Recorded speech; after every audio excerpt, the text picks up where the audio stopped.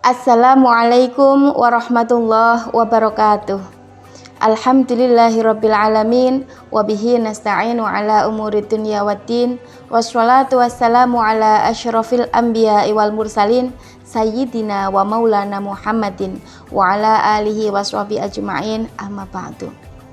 Pemirsa yang dirahmati Allah, alhamdulillah hari ini kita berjumpa kembali di pengajian Ramadan Kitab As-Sittin Al-Adliyah. Hari ini kita akan lanjutkan lagi pembahasan kita masih di bab tentang pengakuan Islam terhadap hak-hak perempuan. Bismillahirrahmanirrahim. An Aisyah radhiyallahu anha qala Rasulullah sallallahu alaihi wasallam, innaman nisa'u syaqaiqur rijal, rawahu Abu Dawud. Wa fi aunil ma'bud anna syaqaiqa hum an-nadhair wal amsal. Dari Aisyah radhiyallahu anha, Rasulullah sallallahu alaihi wasallam bersabda, innaman nisa'u, bahwa perempuan itu syaqaiq. Syaqaiq itu artinya mitra, ya, mitra. Innaman nisa'u syaqaiqur rijal, bahwa sesungguhnya perempuan itu adalah mitra atau saudara dari laki-laki. Rawahu Abu Daud, diriwayatkan oleh Imam Abu Daud, ya. Wa fi Aunil Ma'bud, dan dalam kitab Aunil Ma'bud, ini syarah dari Sunan Abu Daud, anna syaqaiq, bahwa istilah syaqaiq itu adalah hum an-nadhair, berarti mitra, wal amsal, dan sepadan, ya. Jadi hadis ini merupakan hadis yang menjadi dasar, yang melandasi prinsip musawah atau kesetaraan, ya, antara laki-laki dan perempuan. Nah, jadi sebagaimana yang sudah dibahas di pertemuan sebelumnya, ya, bahwa Islam ini hadir untuk memberikan hak manusia yang tadinya sempat terdiskriminasi oleh budaya jahiliyah, ya, yang kemudian pengakuan itu ditekankan untuk dilaksanakan, ya, bahwa setiap manusia itu punya hak yang sama, baik itu laki-laki maupun perempuan, ya. Jika selama ini perempuan itu sering diabaikan haknya, maka hadis ini, ya, innaman nisa'u syaqaiqur rijal, ini menegaskan bahwa karena perempuan dan laki-laki itu adalah mitra, maka relasi di antara mereka adalah setara atau musawah, ya. Jadi antara laki-laki dan perempuan itu punya hak yang sama, ya. Hak hidupnya sama, hak untuk bersekolah sama, ya. Jadi kalau ada perempuan kok mau sekolah tinggi dianggap nggak perlu, tidak terlalu penting karena nanti ujungnya mau ke dapur juga, gitu, ya. Itu artinya dia tidak mengamalkan hadis ini, ya. Karena hambatan itu biasanya tidak terjadi pada laki-laki. Biasanya nanti disampaikan, oh, laki-laki nanti yang akan menjadi pemimpin, maka dia harus sekolah tinggi. Kalau perempuan nanti di belakang saja, maka nggak usah sekolah tinggi-tinggi. Nah, ini artinya situasi ini tidak menempatkan laki-laki dan perempuan secara setara, tidak memberikan hak yang sama, ya. Maka ini sesungguhnya sangat tidak islami, karena Islam menekankan kesetaraan. Hubungan antara laki-laki dan perempuan itu adalah mitra di dalam kebaikan. Jadi kalau mitra itu berarti mereka bekerja sama, ya. Yang satu bekerja sama dengan yang lain, bukan yang satu mendominasi yang lain. Jadi pembedaan itu artinya membedakan secara sengaja, ya. itu di dalam Islam adalah sebuah kedzaliman.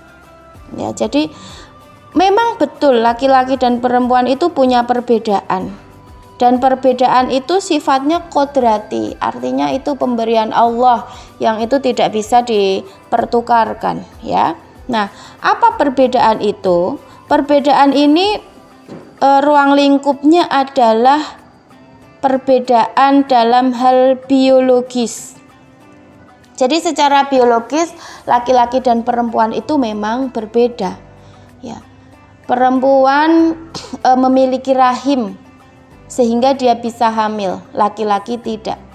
Perempuan punya sel telur yang kemudian itu bisa dibuahi, ya, sedangkan laki-laki punya sperma yang kemudian itu membuahi, sehingga yang hamil perempuan. Perempuan memiliki hormon, ya, kelenjar air susu yang kemudian menempatkan dia kodratnya itu untuk menyusui. Nah, sedangkan laki-laki itu tidak. Perempuan sebelum menyusui melahirkan, ya, laki-laki juga tidak. Perempuan menstruasi, laki-laki juga tidak. Jadi menstruasi, hamil, melahirkan, menyusui, nifas, ya, itu adalah perbedaan antara laki-laki dan perempuan dari sisi biologis. Jadi perbedaan yang sifatnya kodrat itu ya hanya itu saja. Selebihnya bukan kodrat, ya. Selebihnya itu adalah peran yang biasanya itu ditentukan oleh masyarakat. Kan sering, ya, kita mendengar ungkapan, ya, kodratnya perempuan itu ya mengurus anak. Kodratnya perempuan itu ya masak, gitu, ya. Itu ungkapan yang keliru. Jadi tugas-tugas tadi itu bukan kodrat, ya, itu adalah peran yang bisa dikerjasamakan, bisa dimusyawarahkan, bisa dibagi perannya. Dalam hubungan suami istri, hal-hal yang seperti itu sangat bisa dipertukarkan, ya. Pembagian peran itu ya sesuatu yang biasa.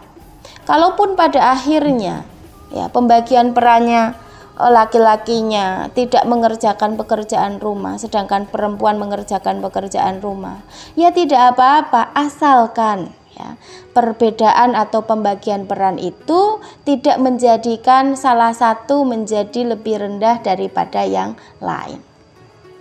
Jadi pembagian peran itu ya biasa saja, ya. Atas perbedaan peran yaitu agar masing-masing tujuan dari keluarga itu bisa tercapai, tapi itu tidak membuat salah satu lebih unggul atau salah satu lebih rendah daripada yang lain. Misalnya suaminya bekerja, istrinya mengurus rumah. Nah, kemudian suami ini merasa lebih unggul nih karena saya ini yang bekerja dan saya yang menghasilkan nafkah. Nah, itu keliru. Ya, karena sesungguhnya setiap pihak, baik istri maupun suami, sama-sama punya peran. Kalau istrinya tidak berperan untuk mengurusi rumah, bagaimana mungkin suaminya bisa bekerja dengan tenang, dengan baik, gitu, ya. Jadi perbedaan peran, ya, itu di dalam Islam itu tidak membuat salah satunya lebih rendah karena mereka adalah mitra. Pembagian peran itu dalam rangka relasi kemitraan itu bukan menjelaskan derajat masing-masing pihak, yang satu lebih tinggi daripada yang lain, itu tidak. Jadi perbedaan biologis, ya, yang dialami oleh masing-masing jenis kelamin itu, perempuan haid, perempuan hamil, dan seterusnya, itu tidak menjadikan perempuan itu boleh didiskriminasi. Karena perbedaan itu kan pemberian Allah, ya. Perempuan bisa hamil, perempuan mengalami menstruasi, itu pemberian Allah, itu adalah rahmat, itu adalah anugerah yang harus disyukuri, harus diakomodir kepentingannya. Jadi kalau perempuan membutuhkan hal-hal yang kemudian itu bisa memenuhi kebutuhannya dalam rangka menjalankan fungsi biologisnya, ya maka itu harus dipenuhi gitu ya. Nah, selama ini ada kesalahan pandangan ya, menganggap kalau perempuan sedang haid itu berarti perempuan sedang kotor, harus dihindari. Nah, itu keliru ya. Secara zat ya memang betul darah itu najis, tetapi tidak membuat dia perempuan itu kemudian pantas untuk dijauhi, untuk dianggap kotor, untuk dianggap berbeda dan lebih rendah daripada laki-laki. Kalau menganggap perempuan itu lebih rendah daripada laki-laki karena menjalankan fungsi biologisnya, maka dia juga sesungguhnya sedang menganggap rendah pemberian Allah ya. Maka dari itu mari kita mencoba untuk memulai ya, membangun relasi yang lebih adil antara laki-laki dan perempuan, baik di dalam kehidupan sosial kita, memperlakukan sesama kita ya, maupun di dalam kehidupan berkeluarga.